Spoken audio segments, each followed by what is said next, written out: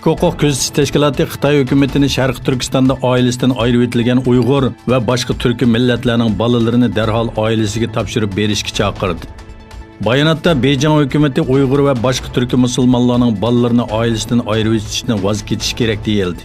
Xitoyning navbatda noma'lum sondagi kishining lager va turmalarda tutib turilayotganligi ta'kidlandi. Xitoyning ota-onasi turmaga va lagerlarga qamalgan bolalarning atalmış paravanlik markazlari va yotoqlik maktablarda tutib turilayotganligi bildirildi. Xitoyning assimilyatsiya siyosati davomlashayotgan bir vaqtda chet eldagi Uyg'urlar o'z madaniyati va urf-odatlarini saqlab qolishga va uni kelgusi avlodlarga yetkazishga tirishmoqda. İlginççe Gollandiyaning Amsterdam shahrida faoliyat elib berayotgan Uyg'ur madaniyat va uchur markazi Gollandiya ona til maktabini qurganligini e'lon qilgan. Maktabda Sharq Turkiston tarixi, Uyg'ur tili va madaniyati, shundaqla diniy va fanniy bilimlar o'tiladi.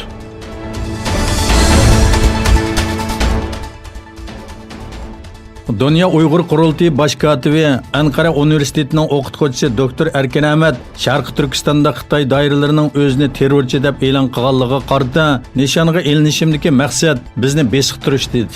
Ankara Üniversiteti Til, Tarix va Jo'g'rofiya fakulteti o'qituvchisi Dosent Dr. Erkin Ahmad Xitoyning o'zi haqida tutish buyrug'i chiqarishini Sharq Turkiston xalqiga psixikalik besim tushirish deb qaradi.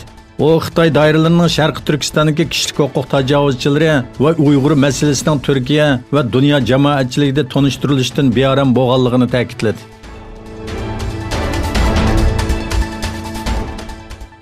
Xitoy, Qirg'iziston, Pokiston, Hindiston, Qozog'iston, Tojikiston va O'zbekiston armiyalari qatnashadigan Rossiyaning Markaz 2019 nomli harbiy manevri boshlandi.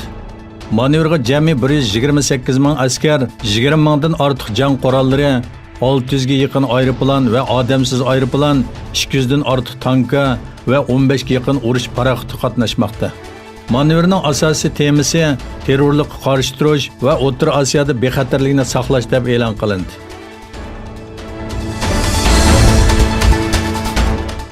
Yevropa İttifaqı İsrailiyaning Iordaniya vodisida yangi bir Yahudi o'ltiraq rayoni qurish planining besilish talash tortishidan keyin o'ttirg'i chiqqanligini ta'kidlab, Yevropa İttifaqı vaziyatni yaqindan ko'zatayotdi, qo'shilish yuz bergan ahvolda kerakli tadbirlarni qo'llandi dedi.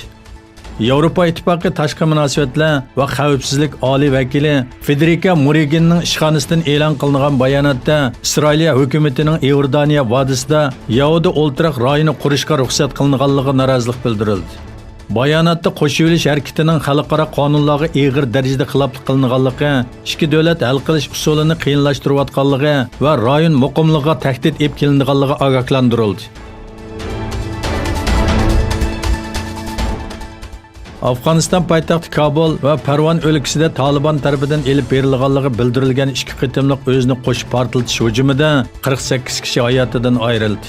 O'lganlarning ko'pinchisining fuqarolar ekanligi bildirildi. Har ikki hujumni Taliban ustiga oldi.